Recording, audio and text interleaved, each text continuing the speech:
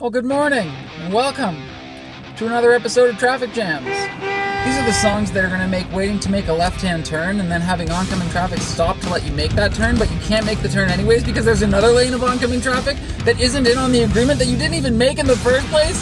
So now you're both sitting there like you're in some weird spaghetti western standoff where nothing ever actually happens. Feel just a little bit less stressful. This week we're listening to Canadian punk rock legends, Propagandhi. Originally from Portage la Prairie, but now based in the buzzing metropolis of Winnipeg, Manitoba. We're listening to their most recent album, Victory Lap. It came out in 2017, and it is their 7th album. And if that didn't blow your mind, then this next fact will, so put on a helmet. These guys have been playing since 1986. They're older than the Let's Remember Adam billboards on the side of Highway 17. When they released their first album, the Ramones were still touring. If Kurt Cobain hadn't ended his own life, he'd probably be telling stories about that time he saw them in Seattle when he was just a kid. Now, they have gone through a couple of member changes in the 36 years since they formed, but lead vocalist slash guitarist Chris Hanna and the drummer George Samolsky haven't gone anywhere. They're seasoned, marinated.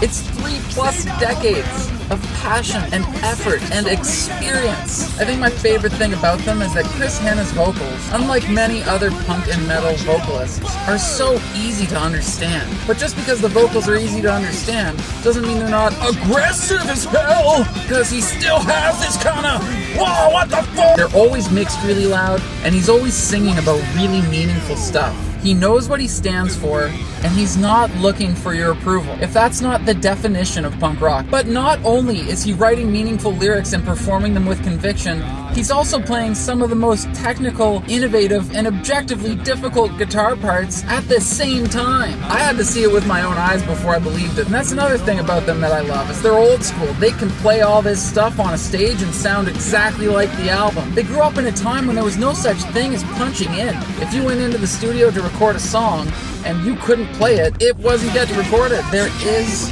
no substitute for this band. Sonically, composition, performance, lyrical content, and if you listen to punk rock, odds are good that you already know this band, but if you're like me and they were just ahead of your time, you may not have fully understood until now the impact that they've had not only on the Canadian punk rock scene, but on the global punk rock scene. And if you listen to punk rock but have never heard of these guys, then wow, today's a good day for you. Go check them out. Keep your eyes on the road. And come back again next week for another episode of Traffic Jams. See you then.